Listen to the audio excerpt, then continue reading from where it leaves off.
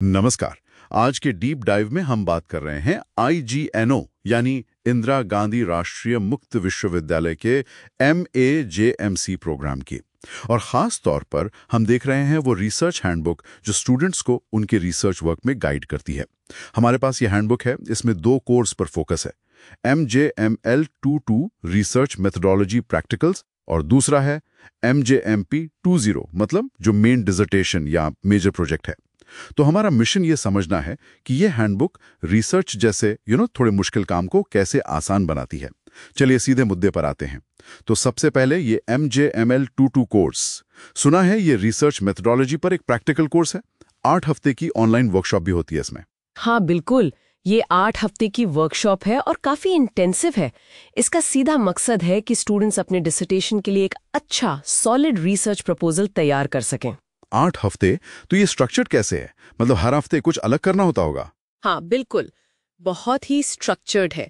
जैसे पहले ही हफ्ते में स्टूडेंट्स को एक रिसर्च एरिया पहचानना होता है और फिर उस पर करीब 500 शब्दों में लिखना होता है कि वो जरूरी क्यों है। अच्छा, पहले हफ्ते में एरिया और उसकी रेलेवेंस, फिर दूसरे हफ्ते में उसी एरिया पर एक कॉन्सेप्ट नोट, तीसरे में माइंड मैप बनाना होता है। Mind map. और मैंने प्यारे से मैं चार्ट का भी जिक्र देखा। ये थोड़े टेक्निकल लगते हैं। हाँ, है तो टेक्निकल पर बहुत काम के हैं। माइंड मैप से आइडियाज को विजुलाइज करने में मदद मिलती है और प्यारे से चार्ट वो चौथे हफ्ते में आता है। वो लिटरेचर सर्च को ऑर्गेनाइज करने के लिए है। कौन से पेपर्स पढ़े, कौन से नहीं, क्यों, ये सब ट्रैक करने में। ओके, और फिर लिटरेचर रिव्यू। हाँ, वो आता है 5वें और 6ठे हफ्ते में। करीब 20 रिसर्च आर्टिकल्स का रिव्यू करना होता है। हर रिव्यू लगभग 100 शब्दों का। मतलब ये समझना कि आपके टॉपिक पर पहले क्या काम हो चुका है। ये तो काफी डिटेल्ड काम है। 2 हफ्ते सिर्फ लिटरेचर रिव्यू के लिए जरूरी है ना। इसी के बाद 7वें हफ्ते में आप अपनी रिसर्च प्रॉब्लम, उसके उद्देश्य और लक्ष्य तय करते हैं। अच्छा, पहले दूसरों का काम समझो, फिर अपना सवाल तय करो। लॉजिकल है। और आखिरी हफ्ता 8वें हफ्ते में डेटा कलेक्शन टूल्स, मतलब आप सर्वे बनाएंगे या इंटरव्यू शेड्यूल या कंटेंट एनालिसिस का फ्रेमवर्क, वो सब तैयार करना होता है। और हर असाइनमेंट के लिए शब्द सीमा और मार्क्स भी तय हैं। तो मतलब ये 8 हफ्ते का पूरा प्रोसेस करने के बाद स्टूडेंट के हाथ में क्या होता है? एक पूरा रिसर्च प्रपोजल, लगभग 5000 शब्दों का। इसमें वो सब कुछ होता है जो हफ्तों में किया। कॉन्सेप्ट नोट, टॉपिक का महत्व, माइंड मैप या प्रिज्मा चार्ट, पूरा लिटरेचर रिव्यू, रिसर्च प्रॉब्लम, उद्देश्य, मेथोडोलॉजी और यहाँ तक कि अपेक्षित परिणाम क्या होंगे वो भी। एक तरह से ये डिसर्टेशन का ब्लूप्रिंट है। हैंडबुक में एक और बात पे जोर है, सुपरवाइजर जल्दी ढूंढना। ये क्यों? हाँ, ये बहुत जरूरी पॉइंट है। शुरू में ही सुपरवाइजर मिल जाए तो गाइडेंस सही टाइम पर मिलती है, छात्र भटकता नहीं है। हैंडबुक टॉपिक चुनने में भी मदद करती है। कहती है कि टॉपिक ऐसा हो जिसमें इंटरेस्ट हो, जो मैनेजेबल हो, जिसका डेटा आसानी से मिल सके।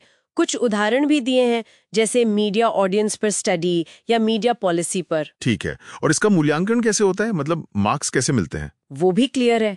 70% वेटेज तो इन साप्ताहिक असाइनमेंट्स का ही है, जो दिखाता है कि लगातार काम करना कितना जरूरी है। ओहो, 70%? मतलब हर हफ्ते का काम बहुत मायने रखता है। बिल्कुल। और बाकी का 30% वेटेज एक ऑनलाइन वाइवा वॉइस का है, मतलब एक तरह की मौखिक परीक्षा, जहां स्टूडेंट अपने प्रपोजल को डिफेंड करते हैं और फिर फाइनल प्रपोजल को सुपरवाइजर के कंसेंट फॉर्म और उनके सीवी के साथ हार्ड कॉपी में जमा करना होता है। समझ गया। तो ये तो हुई MJML022 और प्रपोजल की बात। लेकिन हैंडबुक तो MJMP020 यानी असल डिसर्टेशन के लिए भी है ना? हाँ बिल्कुल, प्रपोजल तो सिर्फ पहला कदम है। एक बार वो अप्रूव हो गया तो फिर असली काम शुरू होता है, डिसर्टेशन लिखने का। तो उसमें हैंडबुक कैसे मदद करती है? उसमें भी हैंडबुक बताती है कि चैप्टर्स कैसे बनाने हैं, डेटा एनालिसिस को कैसे लिखना है, रेफरेंसिंग कैसे करनी है, फॉर्मेटिंग क्या होगी। मतलब शुरू से आखिर तक पूरे रिसर्च के सफर में ये हैंडबुक एक साथी की तरह है। तो संक्षेप में कहें तो ये हैंडबुक वाकई MAJMC स्टूडेंट्स के लिए, खासकर इग्नू जैसे डिस्टेंस लर्निंग सिस्टम में रिसर्च को कदम दर कदम पूरा करने का एक बहुत ही प्रैक्टिकल और डिटेल्ड गाइड है। हाँ बिल्कुल। और यहाँ एक सोचने वाली बात ये भी है कि कैसे इग्नू, जिसे द पीपल्स यूनिवर्सिटी भी कहते हैं, वो रिसर्च मेथोडोलॉजी जैसे जटिल विषय को इतने सारे स्टूडेंट्स के लिए इस तरह की डिटेल स्ट्रक्चर्ड हैंडबुक के जरिए इतना सुलभ बना पा रहा है। ये अपने आप में ही एक दिलचस्प मॉडल है कि कैसे अकादमिक क्वालिटी और बड़े पैमाने पर पहुंच के बीच एक संतुलन बनाया जा सकता है।